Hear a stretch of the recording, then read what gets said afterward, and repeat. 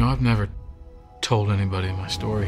Has I Can Only Imagine brought faith back to the movie industry? In 2014, faith-based films made headlines at the US box office, which caused some observers to declare it Year of the Bible. God's Not Dead, for example, earned $61.7 million against a $2 million budget, while Heaven is for Real soared to $91.4 million against a $12 million budget. After that, the market was saturated with faith-based titles, leading to very mixed results. God's Not Dead 2, for example, topped out at $20.8 million domestically in spring of 2016, 66% less than the first installment. So when I Can Only Imagine was set to land in theaters on March 16th, no one really gave the $7 million indie film much thought. But the movie, which tells the story behind the best-selling Christian song of all time, dramatically overperformed. It opened to $17.1 million instead of the predicted $2 to $4 million according to tracking services. Not only that, but I Can Only Imagine overshadowed Warner Brothers and MGM's big-budget Tomb Raider reboot, which launched to a muted $23.6 million. Plus, it beat out the $11.8 million opening of Fox 2000's young adult adaptation Love, Simon, and the second weekend of Disney's A Wrinkle in Time, which pulled in $16.3 million.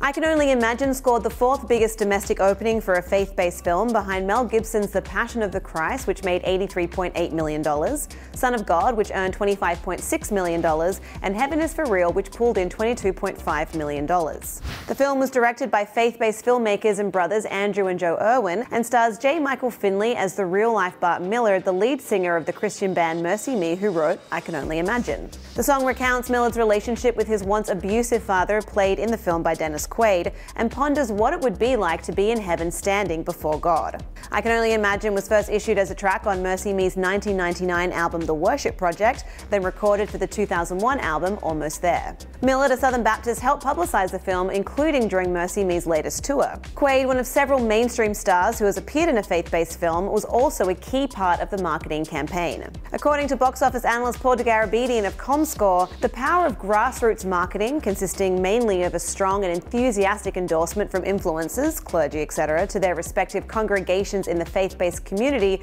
is not to be underestimated and likely had a huge impact on the performance of the film. This has been true of virtually every successful faith-based film in the modern era.